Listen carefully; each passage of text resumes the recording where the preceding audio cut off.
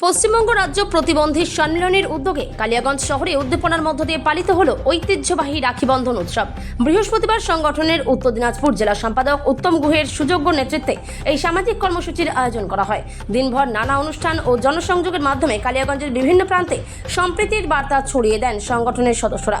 সকাল থেকেই কালিয়াগঞ্জ কালীবাড়ি এলাকায় স্থানীয় সাধারণ মানুষ ও পথ চলতি মানুষদের হাতে রাখি পরিয়ে অনুষ্ঠানের সূচনা করা হয়। এরপর সংগঠনের সদস্যরা কালিয়াগঞ্জ পোস্ট অফিস চত্বরে গিয়ে কর্মী ও সাধারণ নাগরিকদের সাথে শুভেচ্ছা বিনিময় করেন এবং রাখি পরিয়ে দেন।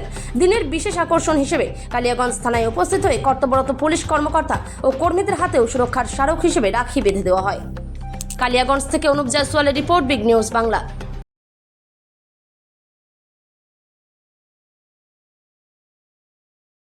বিভিন্ন জায়গায় আপনারা যাচ্ছেন, কি উদ্দেশ্যে, কি কারণে, কাদের উদ্যোগে? আমরা হচ্ছে সম্প্রীতির আজকে মিলন বন্ধন, আমরা রাখি বন্ধনের মাধ্যমে বার্তা দিতে যাই যে আমরা সমাজের সর্বস্তরের মানুষের কাছে যাই। কারণ আমরা প্রতিবন্ধীরা মানুষ আমাদের দেখে না, সমাজ আমাদের দেখে না, তার জন্য প্রতি বছরে নেই, এইবারেও আমরা এইভাবে সব জায়গাতে আমরা এই বার্তাটা দিতে যাচ্ছি যে সব ভাই ভাই মিলন, এই মিলন উৎসবে আমরা সবাই সামিল।